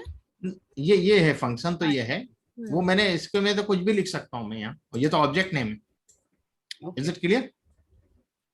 नहीं, ठीक है, जो भी वो ऑल्ट एंटर के बाद आएगा वो है बेसिकली अपना। हाँ, ये तो मैंने ऑब्जेक्ट नेम दिया कि अपने को समझ में आया ये इनवर्स मैट्रिक्स है। ये आया, ये तो नहीं आया 1 0, अपन इसको राउंड ऑफ करें तब पता चलेगा। डेसिमल के बाद कुछ भी नहीं चाहिए मुझे। बन गया आइडेंटिटी मैट्रिक्स। नाइस, करेक्ट, मतलब हमारा बी इनवर्स सही है। ठीक है, अब मैं ए को बी इनवर्स से मल्टीप्लाई करूंगा तो ए ऑब्लिक बी होगा कि नहीं होगा? वो ए डिवाइडेड बाय बी कहलाएगा कि नहीं कहलाएगा? Yes sir. तो वही multiplication percent asterisk percent B inverse. Does that make sense to you? No? Okay, ये मुझे डिवीजन देगा 2/3। ये आपने बी इनवर्स से क्यों किया? अच्छा ठीक है, मैंने आपको बताया था ना, हाँ कि सॉरी, अपन डायरेक्ट मल्टीप्लाई डिवाइड नहीं कर सकते इसको, तो हम क्या करते हैं, डिवीजन पॉसिबल नहीं है डायरेक्ट मैट्रिक्स का मैट्रिक्स से। जो अपन ने पिछला डिवीजन देखा ए ऑब्लिक बी, वो तो सूडो डिवीजन है। ठीक है, कोई कंफ्यूजन संगीता जी आपको? प्रेरणा? तो प्रैक्टिस करना पड़ेगा, थोड़ा सा टेक्निकल हो रहा है। नहीं, ये अपन को यूज नहीं करना है, ये खाली समझाने के लिए मैंने आपको बताया है। ये कहीं यूज नहीं होना है, मैं आपको बता रहा हूँ, कहीं से कहीं तक यूज नहीं होना है। ठीक है, ये सब यूज होता है डेटा साइंस में, एनालिटिक्स में कहीं भी उपयोग नहीं होना है ये, पर खाली एक नॉलेज के लिए कि हाँ ये इस लेवल तक ये मैथ्स जाता है इसमें। मैट्रिक्स को पढ़ना है हम लोग डेटा टाइप, इसलिए उसके बारे में बताया। क्लियर हो गया? है ना? अब अपन का जो नेक्स्ट डेटा टाइप है वो है अरे। वो अरे हम बहुत ज्यादा नहीं पढ़ेंगे अरे के बारे में। जैसे मैट्रिक्स है, वेक्टर जो है, वेक्टर जो है ना वो एक लाइन है। अपन देखें तो वेक्टर जो हमने पढ़ा वो क्या था, एक लाइन मान लो, वन डायमेंशन है कि नहीं है, है ना, एक ही डायमेंशन होता है उसमें। फिर हमने मैट्रिक्स पढ़ा, मैट्रिक्स एक पेज की तरह है, एक कॉपी का पेज होता है plane, 2 dimension. Does it make sense to you? ये मैट्रिक्स हो गया, रो एंड कॉलम है इसमें। यस जो अरे है वो एक बुक है, किताब, जिसमें बहुत सारे मैट्रिक्स हैं।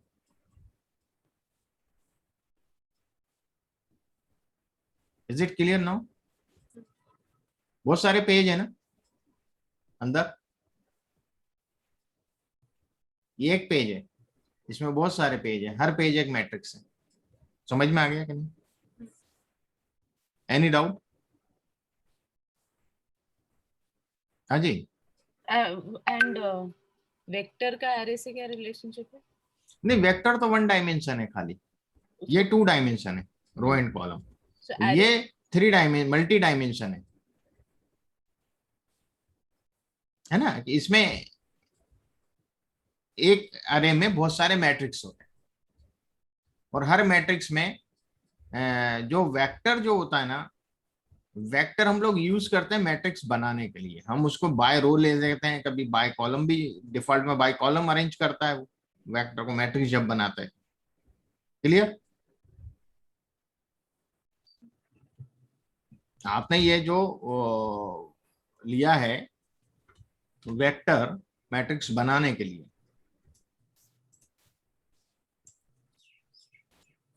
ये लिया है कि नहीं वेक्टर?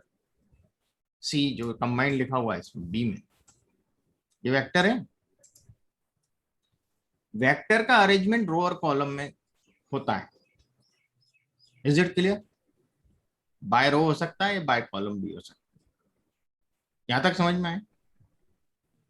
यस इसको जब हमने इसमें जमा दिया तो मैट्रिक्स बन गया, रो कॉलम में जमा दिया वही इन एलिमेंट को। ये तो 1 डायमेंशन में थे, मैट्रिक्स ने इसको क्या किया, 2 डायमेंशन में कन्वर्ट कर दिया, रो और कॉलम में। ठीक है, और बहुत सारे मैट्रिक्स मिलके एक अरे बनाते हैं। आगे समझ में? सर जो मल्टी डायमेंशनल मैट्रिक्स होता है वो मतलब 2 से ज्यादा डायमेंशन को एरे कहते हैं, वो अरे।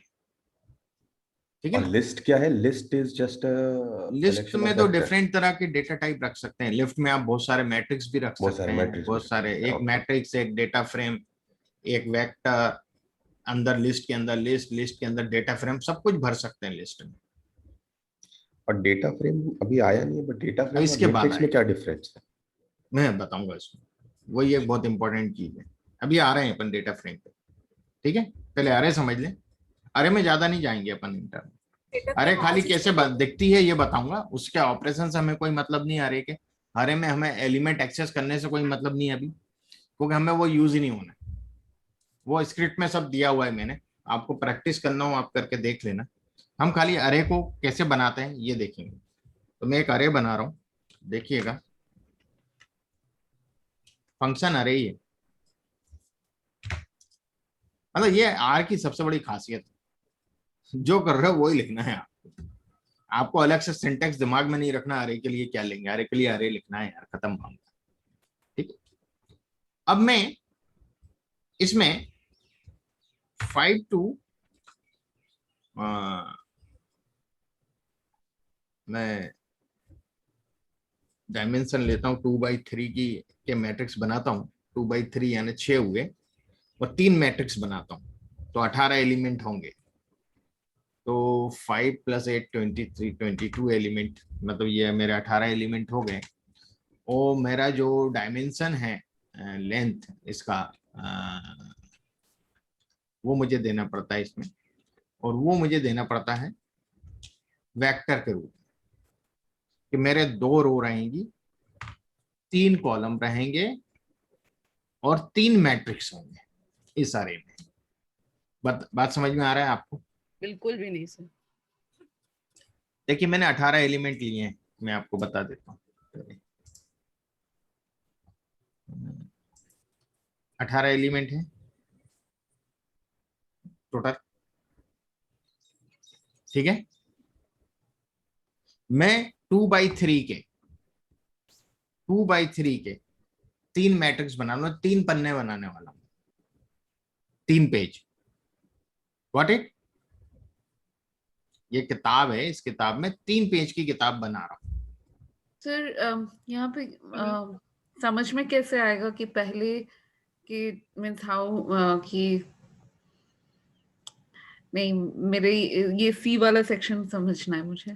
सी वाला पहला जो 2/3 आप बताएं। सी में पहले नंबर पे जो लिखेंगे वो नंबर ऑफ रो है, पहले रो ही लिखी जाती है हमेशा। हाँ दूसरा नंबर ऑफ कॉलम है, ओके। तीसरा नंबर ऑफ मैट्रिक्स होगा। अच्छा तो 3 मैट्रिक्स बनेंगे 2/3। हाँ 2/3 के, और इन एलिमेंट को यूज कर। ओके सो 18 एलिमेंट्स 3 मैट्रिक्स में डाले। 2/3 के 3 मैट्रिक्स में 6 के 3 बन जाएंगे कि नहीं बनेंगे? हाँ ठीक है, या है ना। अभी बनाता हूँ, आपको बहुत इजीली समझ में आएगा। वो DIA क्या है sir? Dimension, dimension. Dimension length. Dimension. ये देखिएगा 3 मैट्रिक्स बने,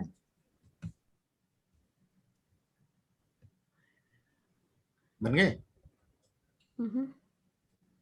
पहला मैट्रिक्स 5 6 7 8 9 10, दूसरा 11 12 13 14 15 16 और 17 18 19 20 20 20।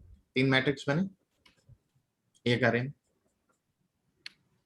इसमें भी सर ऑपरेशंस होते हैं क्या, एडिशन मल्टीप्लिकेशन? हाँ होते हैं, पर अभी अपन को उस पार्ट पे नहीं जाएंगे, इतना डीप नहीं जाएंगे इसमें। अरे का कहीं भी यूज नहीं है, अरे आता ही नहीं है डेटा एनालिटिक्स में, कहीं भी आपको दिखेगा ही नहीं। आप मैग्नीफाइंग ग्लास लेके ढूंढो या आप टेलीस्कोप लेके ढूंढोगे, डेटा एनालिटिक्स में अरे दिखेगा ही नहीं, वो डेटा साइंस में यूज होता है।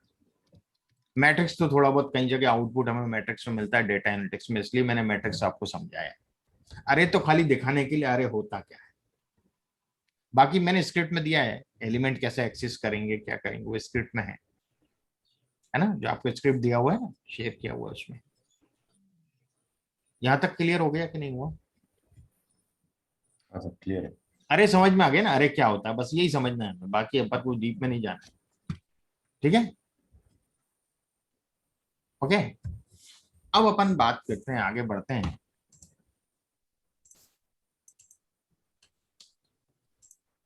डेटा फ्रेम जो कि मेन है, जो हमें हर जगह यूज करना है।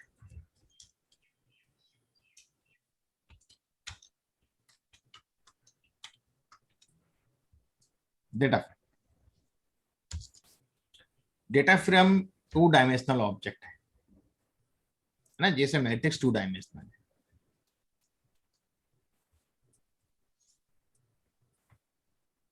मैट्रिक्स का जो स्ट्रक्चर है, डेटा फ्रेम का स्ट्रक्चर है, दिखने में एक जैसा लगेगा। यदि मैं आपको ये मैट्रिक्स दिखाता हूं तो आप देखिएगा ये मैट्रिक्स को, है ना। पर यहां मैट्रिक्स में जब भी ऑपरेशन होगा वो एलिमेंट वाइज चलेगा। पहला एलिमेंट का पहला एलिमेंट से, दूसरे एलिमेंट का दूसरे एलिमेंट से, तीसरे एलिमेंट का तीसरे एलिमेंट से। हम 2 मैट्रिक्स को मल्टीप्लाई कर सकते हैं, 2 मैट्रिक्स को मैंने बताया आपको डिवाइड कर सकते हैं, ये सब बताया मैंने आपको, 8 कर सकते हैं। पर 2 डेटा फ्रेम में हम ये ऑपरेशन नहीं कर सकते। यदि आपके पास एक डेटा फ्रेम है और दूसरी डेटा फ्रेम है, तो हम उस दोनों डेटा फ्रेम में जिस प्रकार से मैट्रिक्स में हमने एडिशन सब्ट्रैक्शन मल्टीप्लिकेशन डिवीजन किया, शुरू वाला कॉरस्पॉन्डिंग वाला, वो हम डेटा फ्रेम में नहीं कर सकते। सर कॉन्सेप्चुअली ऐसा क्यों है? हैं? तो कॉन्सेप्चुअली ऐसा क्यों है कि नहीं कर सकते? डेटा फ्रेम वर्टिकल फॉर्मेट पे चलता है, कॉलम वाइज, ये एलिमेंट वाइज चलता है। पहला डिफरेंस ये, हर कॉलम डेटा फ्रेम में एक वेक्टर होता है। Does it make sense to you? Sir फिर से रिपीट कीजिए सेंटेंस। हर कॉलम डेटा फ्रेम में एक वेक्टर होता है। मैं एक डेटा फ्रेम आपको पहले बना के बताता हूँ, ठीक है, तो आपको समझ में आएगा।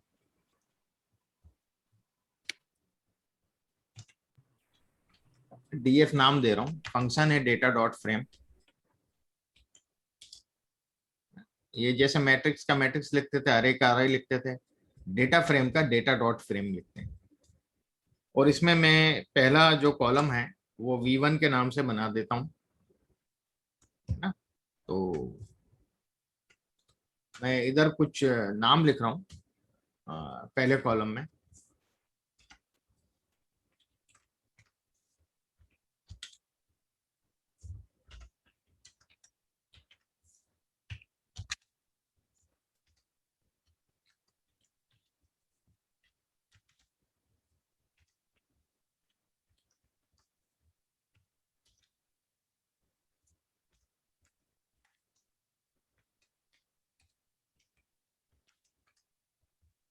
ये मैंने नाम लिखे।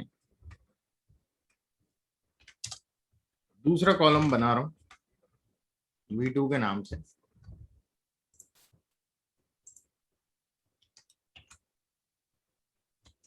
ये उनकी उम्र लिख रहा हूं।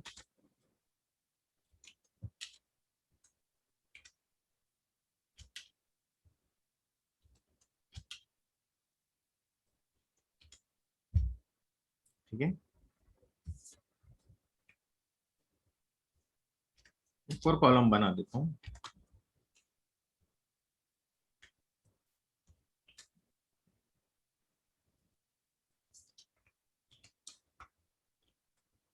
मैं उनके कास्ट लिख देता हूं इसमें, है ना। ये V1, V2, V3 वेक्टर्स हैं क्या सर? हाँ, वेक्टर्स। सी से लिखा ना, कंबाइन लिया हुआ ना मैंने, सी फॉर कंबाइन। अपन मैट्रिक्स में क्या करते थे, एक ही वेक्टर लेते थे। करेक्ट। यहाँ अपन को हर कॉलम के लिए एक अलग वेक्टर लेना पड़ रहा है। अच्छा, अपन एक वेक्टर से पूरे कॉलम वो उसको डायमेंशन नहीं दे सकते डेटा फ्रेम में। हर कॉलम के लिए एक वेक्टर सेपरेट बनेगा।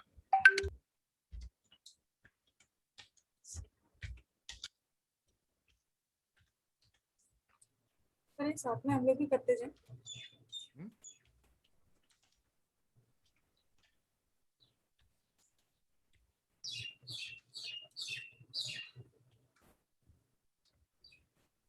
ओके, आगे समझ में। अब मैं इसको रन कर रहा हूँ, कोई डायमेंशन नहीं होते इसमें, मतलब डायमेंशन अपनी तरफ से एट्रीब्यूट के रूप में नहीं देना पड़ता।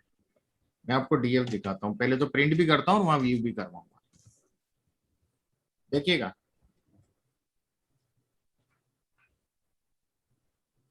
दिख रहा है आपको डेटा फ्रेम कंसोल में?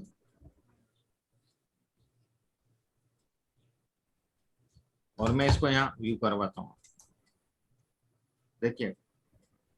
अब मैंने मैट्रिक्स भी आपको व्यू करवाया था और डेटा फ्रेम भी आपको व्यू करवा रहा हूँ। What it sir real life में कैसे डिसाइड करते हैं कि डेटा को रीड करके मैट्रिक्स पे लें और डेटा फ्रेम में? हाँ, देखिएगा, डेटा फ्रेम रियल लाइफ में हाँ, मैं बताता हूँ आपको।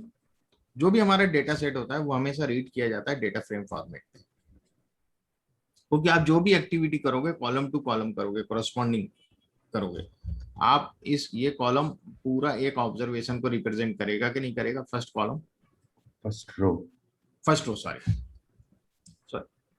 फर्स्ट रो एक पर्टिकुलर रिस्पोंडेंट के ऑब्जर्वेशन को शो कर रहा है। एक ऑब्जर्वेशन, ये हमारा दूसरा ऑब्जर्वेशन है। हर रो एक ऑब्जर्वेशन को रिप्रेजेंट करती है और हर कॉलम एक पर्टिकुलर नेचर को प्रेजेंट करता है। मतलब ये नेम है ना, एक क्वालिटी को रिप्रेजेंट करता है। मान लें अपन ये नेम को रिप्रेजेंट कर रहा है, या आपके एज को रिप्रेजेंट कर रहा है, या आपके कास्ट को रिप्रेजेंट कर रहा है। Is it clear? So how is it different from a matrix? Matrix में बता रहा हूँ। अब मैट्रिक्स में आया, मैट्रिक्स में ऐसा कुछ नहीं है। पूरा मैट्रिक्स एक ही चीज को रिप्रेजेंट करेगा, क्योंकि वेक्टर एक ही तरह का लेंगे आप पूरे मैट्रिक्स में, या तो कैरेक्टर लेंगे, या न्यूमेरिक लेंगे, या लॉजिकल लेंगे।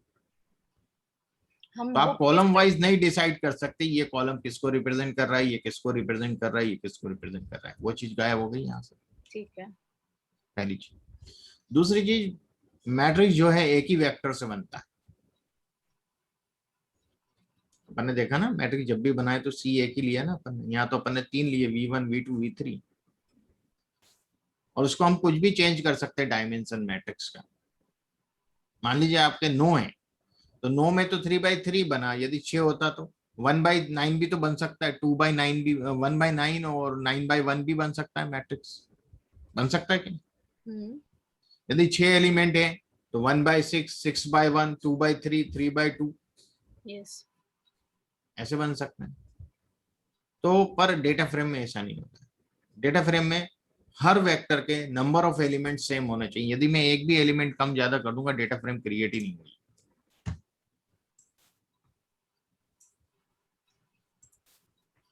सर इस हिसाब से एम्प्टी कार्स वाला जो डेटा है वो डेटा फ्रेम है, राइट? डेटा फ्रेम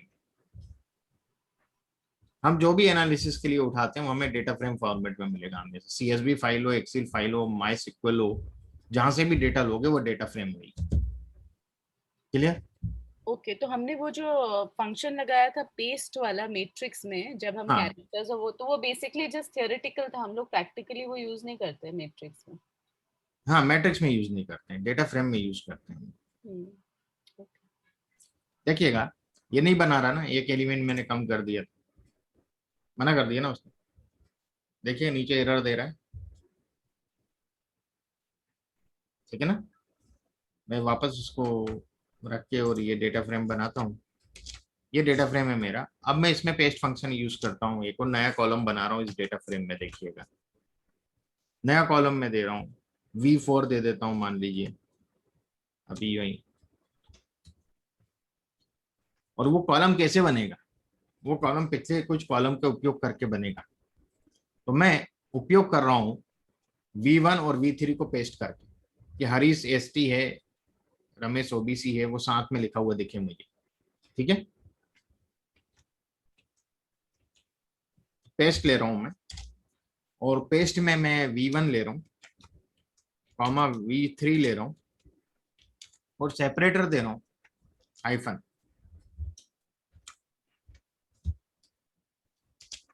अब मैं V1 not found,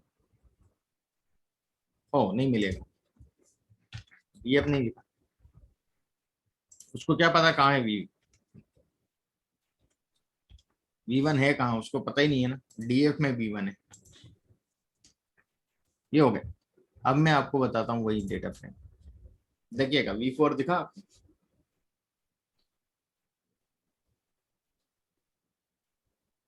V4 column देखिएगा, टेस्ट करके बनाया मैंने।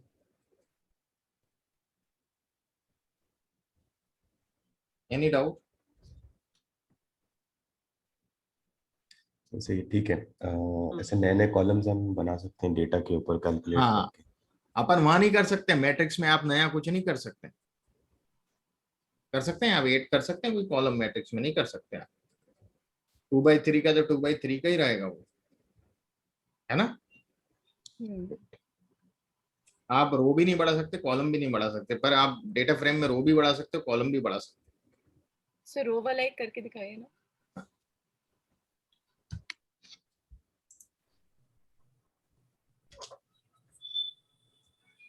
पहले आप एक रो ड्रॉ कर लें, मैं नाम दे देता हूँ न्यू रो।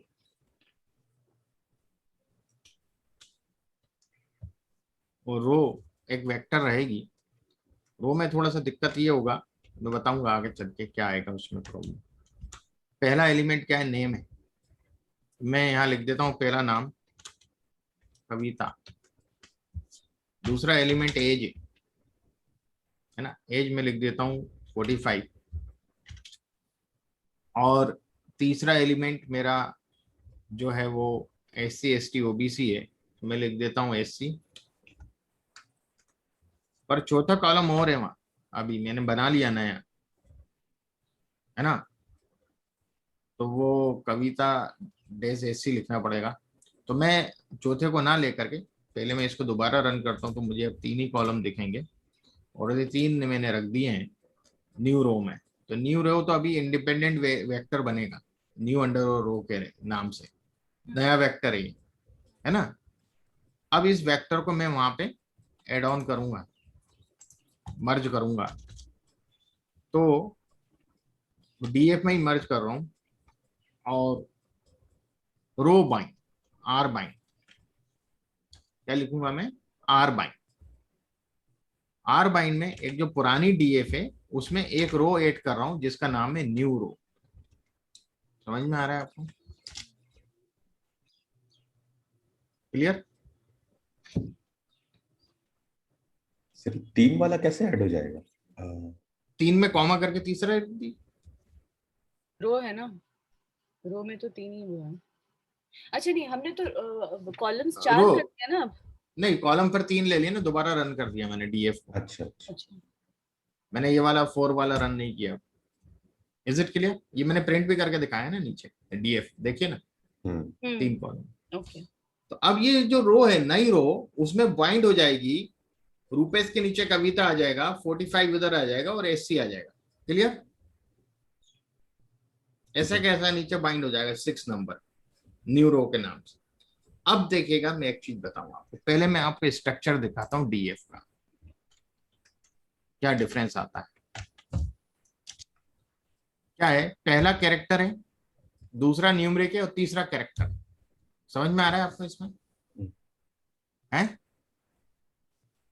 V1 कैरेक्टर है, V2 जो कि एज है न्यूमरिक है, और V3 कैरेक्टर। ठीक है, जब मैं इसको रन करता हूं, ठीक है, मैं इसको एक नया नाम दे देता हूं जिससे अपन को वापस देखना पड़े तो दिक्कत ना हो। DF1 के नाम से दे देता हूं, ठीक है। मैं इसको रन किया, अब मैं DF1 आपको दिखाता हूं, देखिएगा आ गया ना, ऐड हो गया कविता। Any doubt? पर अब स्ट्रक्चर देखेंगे तो क्या हर्ष हुआ है स्ट्रक्चर का, ये बड़ा बुरा हर्ष होता है। देखिएगा कैरेक्टर हो गया सेकंड वाला, क्योंकि मैंने बताया था पहले आपको, यदि एक भी वेक्टर में कैरेक्टर है तो पूरे वेक्टर को कैरेक्टर वेक्टर में कन्वर्ट कर देता है। तो 45 तो कैरेक्टर नहीं है कविता वाला, पर यदि आप इसका क्लास देखोगे ना न्यू रो का, तो वेक्टर में कैरेक्टर बताएगा। मैंने क्या बताया था आपको, एक भी यदि मैंने आपको एक नंबर में कोर्स लिख के बताया था उस टाइम, तो वो पूरा वेक्टर क्या हुआ था? अच्छा, पूरा वेक्टर जो है वो कैरेक्टर में हो जाएगा। बट वो क्यों हुआ मैं नहीं समझ पा रही हूँ, क्योंकि यहाँ तो नंबर 45 दिया हुआ है, तो ये तो कैरेक्टर नहीं है ना, नंबर ही है। नहीं, पर ये वेक्टर, यदि एक भी आपका कैरेक्टर है किसी वेक्टर में, वेक्टर एक ही टाइप को शो करता है, या तो कैरेक्टर शो करेगा, या न्यूमरिक करेगा, लॉजिकल करेगा। अच्छा, तो कविता और एससी कैरेक्टर्स है इसके लिए। हाँ, यदि एक भी कैरेक्टर कर दिया मैंने तो पूरा कैरेक्टर हो जाएगा। ठीक है ना। यदि मेरे पास मान लो कोई एक वेक्टर है एक्स, ये मैंने बताया भी था आपको, एक बार वो रिपीट करता हूं। ये मेरे पास है, ये मैंने लिया और मैं आपको इसको प्रिंट करता हूं। प्रिंट देखेंगे, नंबर प्रिंट हो रहे हैं, सिंपल है ना। अब मैंने क्या किया, इसको कोट्स में कर, अभी यदि क्लास देखेंगे आप एक्स का, शुरू में क्लास ऑफ एक्स क्या आ रहा है, न्यूमरिक आ रहा है, न्यूमरिक है। अब मैं इसको दोबारा रन करता हूं और मैं आपको पहले प्रिंट दिखा रहा हूं, तो इन दोनों प्रिंट में अंतर देखिए आप, क्या अंतर देखा, सभी कैरेक्टर हो गया। एक कैरेक्टर किया मैंने, उसको सबको कैरेक्टर, एक मछली ने पूरे पानी को गंदा कर दिया। ठीक है ना। अब क्लास देखता हूं, कैरेक्टर क्लास हो गया, तो यहां भी यही हुआ है। सर कोई तरीका इसको ठीक करने का? हाँ है।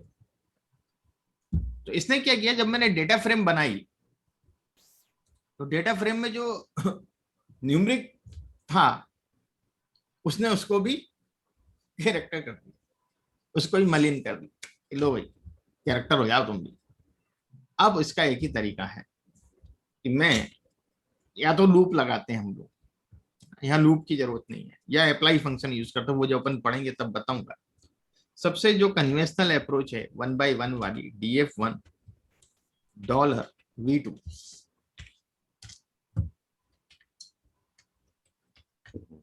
S dot numeric DF1 $V2।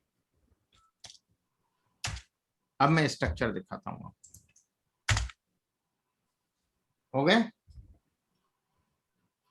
अच्छा, तो मैन्युअली करना पड़ रहा है। मैन्युअली या तो लूप बना ले, एक से ज्यादा हो तो फॉर लूप, वो मैं लूप वगैरह बताऊंगा तब, और या फिर अप्लाई फंक्शन यूज होते हैं उसके थ्रू कर ले, तो 1/1 कर ले। ठीक है, यहां तक समझ में आए? बस सर, हाँ सर। आज के लिए इससे ज्यादा समझ में भी नहीं आएगा बस बस इसके आगे आज मैं जा भी नहीं रहा हूँ। कल अपन वापस से डेटा फ्रेम से स्टार्ट करेंगे, है ना, कोई ज्यादा हुआ नहीं, इस चीज को अपन शुरू करेंगे। कल अपना ये डेटा टाइप फिनिश हो जाएगा, कल नहीं मतलब परसों डेटा टाइप अपना फिनिश हो जाएगा, और परसों ही अपन देखेंगे कि अलग अलग तरह की फाइल कैसे पढ़ सकते हैं, है ना। और उसके बाद चालू होगा बेसिक सिंटेक्स आर, जैसे पेस्ट पेस्ट जीरो बता दिया मैंने आपको, ऐसे ही सब जी सब फंक्शन है, 8 10 12 फंक्शन है जो हम पढ़ेंगे, है ना। वो एक दिन में कवर हो जाता है, वो ज्यादा टाइम नहीं लगेगा।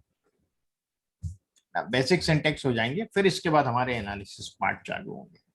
ठीक, ओके। तो इन्फरेंशियल एनालिसिस वगैरह जो सब आएगा वो उसके बाद आएगा? इसके बाद आएगा यूनिवेरिएट एनालिसिस पहले, ओके। डिस्क्रिप्टिव एनालिसिस बोलते हैं ना, मीन मोड मीडियन। इसके बाद आएगा आपका विजुअलाइजेशन, कि डेटा को विजुअलाइज कैसे करेंगे, है ना। आप ग्राफ पिक्चर्स कैसे बनाएंगे, वो सब अपन समझेंगे। इसके बाद आएगा डेटा प्रिपरेशन, कि आप एनालिसिस करने के पहले आपको डेटा को प्रिपेयर करना पड़ता है उस एनालिसिस के हिसाब से। क्लियर?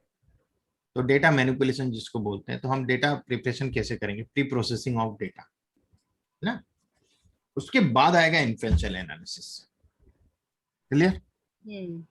तो अभी दूर है इन्फरेंशियल एनालिसिस थोड़ा सा, पर अपन इसी सीक्वेंस में चलेंगे, ठीक है ना। ठीक है।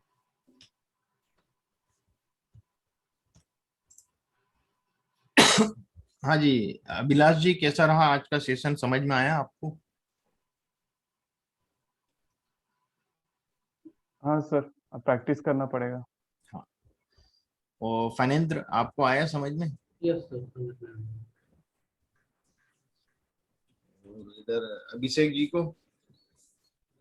हाँ सर, वो प्रैक्टिस होगी तो आएगा, मतलब काफी सारी हाँ। चीजें हैं जो रिवाइंड करनी पड़ेगी, आ हाँ जाएगा। थोड़ा सा, पर स्क्रिप्ट दिया हुआ है मैंने, स्क्रिप्ट बहुत अच्छा है, स्क्रिप्ट में काफी डिटेल में लिखी हुई हर चीजें, आप लोग स्क्रिप्ट को फॉलो करिए, है ना। और ये हो जाए परसों, तो परसों आपको असाइनमेंट मिलेगा ड्राइव में, वो असाइनमेंट आपको सॉल्व करना है ना। हाँ, परसों मैं दूंगा, और आपको संडे तक मुझे भेजना है, ठीक है। तो सर उस और असाइनमेंट के लिए ग्रुप स्टडी कर सकते हैं? नहीं नहीं, इंडिविजुअल असाइनमेंट रहेगा ये, है ना। इंडिविजुअल असाइनमेंट है, उसमें कुछ थ्योरेटिकल क्वेश्चन भी रहेंगे, मल्टीपल चॉइस, है ना, वो भी आपको फिल करना है। कुछ शॉर्ट आंसर भी रहेंगे जो आप, क्योंकि मैं चाहता हूं कि आपका जो भी चीज हो इंटरव्यू के टाइम दिक्कत ना हो आपको कहीं, ठीक है, इसलिए असाइनमेंट करवा रहा हूँ। और प्लस स्क्रिप्ट वाले जो काम रहेंगे, है ना, तो वो कैसे सबमिशन करना है वो मैं बताऊंगा आपको, जो असाइनमेंट में शेयर करूंगा। तो इंडिविजुअल लेवल पे आपको करना है, एक दूसरे की मदद नहीं लेना है उसमें, ठीक है। सबका अलग अलग होगा सर? है, पेपर अलग अलग होगा? नहीं पेपर सेम रहेगा, मतलब प्रेरणा ने पहले ही पूछ लिया कि भैया यार सेम रहेगा, तो हम तो फोन करके पूछ लेंगे एक दूसरे से। क्या क्या होता है कि अकल में भी नकल की जरूरत, नकल में भी अकल की जरूरत होती है, तो वो तो टीचर पहचान जाता है कि नकल हुई है या मतलब क्या हुआ है क्या, क्योंकि हर एक के चीज को करने के लिए सब अपने अपने लॉजिक यूज करते हैं ना, एक ही तरीका नहीं होता है, तो वो समझ में आ जाता है। यदि सभी ने एक पैटर्न यूज कर लिया, रे इसमें दूसरा लॉजिक, 3 लॉजिक और भी तो लग रहे थे, वो क्यों नहीं उपयोग हुआ, यही लॉजिक क्यों किया, है ना। नहीं सर, हम बिल्कुल उससे करेंगे, चीटिंग नहीं करेंगे। हाँ नहीं, आप लोग अपने उससे करें तो ज्यादा अच्छा, उससे कॉन्फिडेंस ज्यादा बिल्डअप होगा क्या। हाँ, प्रोजेक्ट जो रहेंगे, प्रोजेक्ट आप लोग आपस में डिस्कस, वो ग्रुप वाइज रहेंगे, ठीक है। तो उसमें जैसे दो दो लोगों के अपने 8 लोग हैं, तो 4 4 लोगों के 2 ग्रुप बन गए एक प्रोजेक्ट में, है ना। तो वो 4 लोग एक, इस प्रकार से अपन उसको, प्रोजेक्ट को अपन जरूर ग्रुप में देंगे कि प्रोजेक्ट में आपको शुरू के लेवल में दिक्कत ना हो, बाद में तो फिर इंडिविजुअल लेवल पे कैपस्टोन प्रोजेक्ट आएंगे, ठीक है। जी जी सर। तो ये जो असाइनमेंट है, इसमें जो थ्योरेटिकल और मल्टीपल चॉइस क्वेश्चन इसलिए देता हूँ कि जब आपके मॉक इंटरव्यू हम लोग कंडक्ट करेंगे, जिसमें और भी लोग बैठेंगे मॉक इंटरव्यू के लिए, तो आप रिस्पॉन्स दे पाए प्रॉपर, है ना। इसलिए असाइनमेंट बहुत मैं ज्यादा इंसिस्ट करता हूँ असाइनमेंट पे, कि वो आप फुल करें थोड़ा सा, मतलब बहुत ज्यादा टफ नहीं रहते हैं, छोटी छोटी चीजें रहती हैं उसमें। ठीक है, आज के लिए इतना है। Have a nice day all of sir you. ये वीडियो शेयर कर दीजिएगा सर। हाँ, वीडियो में शेयर कर दूंगा अभी 2 घंटे से, क्योंकि ये रिकॉर्डिंग होता है क्लाउड पे, और क्लाउड से फिर वो आधे पौन घंटे बाद मेरे पास आता है मैसेज कि भैया आपका वीडियो रेडी है, तो फिर मैं डाउनलोड करता हूँ पहले अपने सिस्टम में, और फिर इसको अपलोड करता हूँ यूट्यूब चैनल पे, ठीक है ना। जी सर। तो 2 घंटे में मैं कर दूँ, बाकी तो मैंने पिछले जो आप लोगों के रह गए थे दोनों कर दिए थे, हाँ ठीक है। जी। तो ये मैं आज ही कर दूंगा ध्यान से, ठीक है। Okay, right sir, good day sir, thank you thank you. Sir. Good day everyone. Thank you. Thank you sir.